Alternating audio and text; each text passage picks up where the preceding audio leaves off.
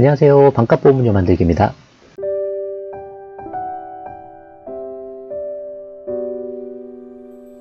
자, 오늘은 적립보험료를 찾아서 없애자. 내 보험증권에 적립보험료가 있는지 확인하고 있으면 찾아서 없애자.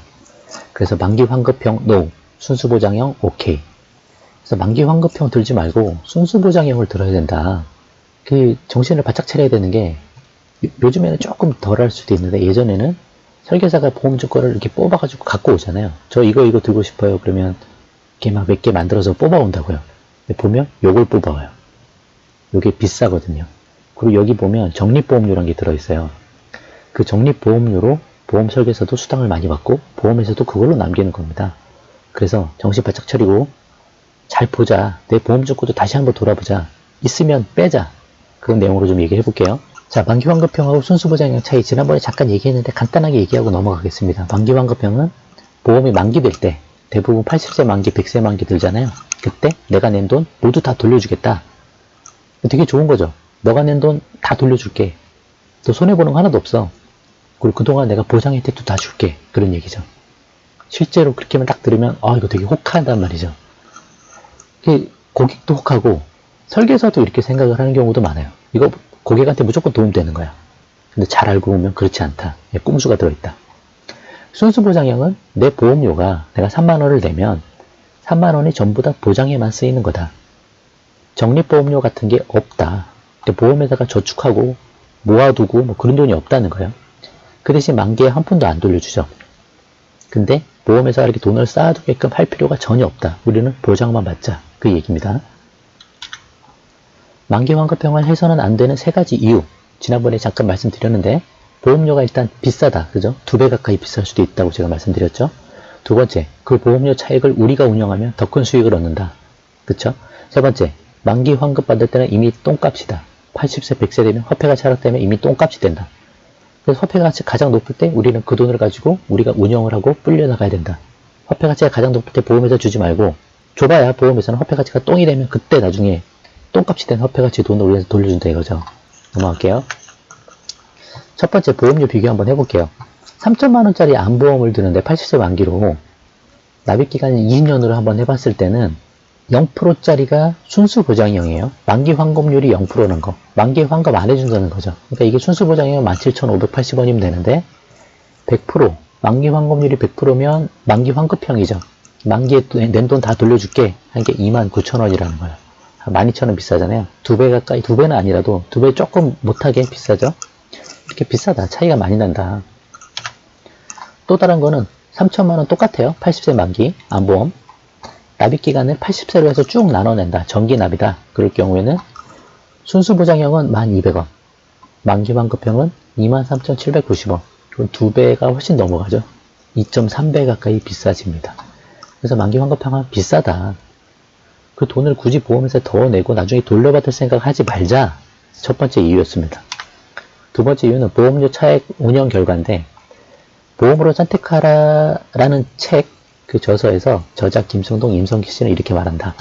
만기 환급금을 위한 생명보험사의 부가보험료. 부가보험료가 뭐 사업비 같은 거예요. 거기에 붙는 사업비는 7% 내에 불과하지만 손해보험사의 적립보험료. 아까 말씀드렸죠? 저축용으로 이렇게 모아두는 거. 보험회사가 모아두는 적립보험료에 붙는 사업비는 무려 30%에 달한다. 이 적립보험료가 만약에 10만원이 들어갔다 5만원이 들어갔다 그러면 10만원이면 3만원이 거기 보험회사로 들어간다는 거예요. 그냥.